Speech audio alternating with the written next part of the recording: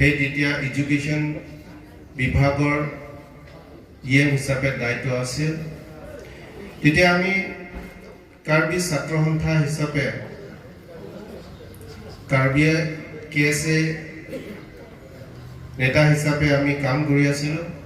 সেই তেতিয়াৰ সমাজক কেনেকুৱা আমি কাম কৰি যাব লাগিব আৰু এজন ছাত্ৰ নেতা হিচাপে বা ছাত্ৰ সংগঠন হিচাপে কেনেধৰণে সমাজখনক আমি আগুৱাই লৈ যাব পাৰিম সেইখিনি গোটেই তেওঁ আমাক জ্ঞান দিছিল।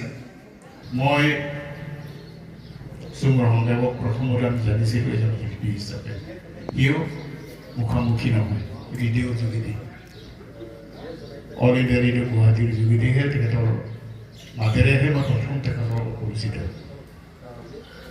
কালক্ৰমত আহি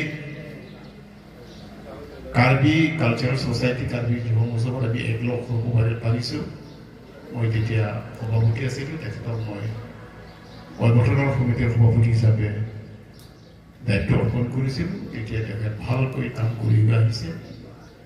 আজি বৰ বেয়া দিন হ'লেও এক ৰকমে আমি ভাল দিন বুলিবও পাৰোঁ, কাৰণ আমি তেওঁক অন্ততঃ শ্ৰদ্ধাঞ্জলি অনুষ্ঠানটো অনুষ্ঠিত কৰিছোঁ।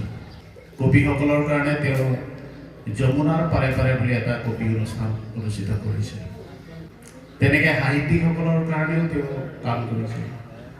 আমাৰ ইয়াত ধৰ্মীয় অনুষ্ঠান বুলি ক'লে শংকৰংঘ অধিৱেশন তেওঁ লৈ আনিছে।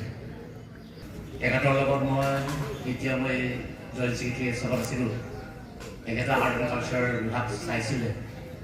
তেতিয়াৰ সময়তো কাৰ্বি কালচাৰ আৰু কাৰ্বি জাতীয় সাজ পোছাক কেনেকৈ আমি উচ্চ মানদণ্ডলৈ উপনীত কৰিব পাৰোঁ সেই প্ৰচেষ্টা তেখেতে সদায় আছিলে।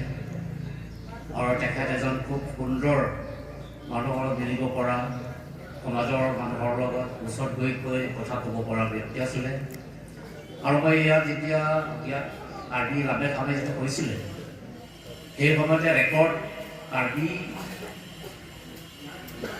লেখক লেখিকাসকলৰ গ্ৰন্থ যেনেকৈ লিখিছে, আটাইতকৈ বেছি সংখ্যক গ্ৰন্থ এই ৰাজাপথাৰৰ যিটো কাৰ্বি হালতে থকা হৈছিলে, এতিয়া এই বছৰতে আটাইতকৈ বেছি সংখ্যক গ্ৰন্থ প্ৰকাশ হৈছিলে। সেইটো ৰেকৰ্ড এতিয়াও ভাবিব পৰা নাই।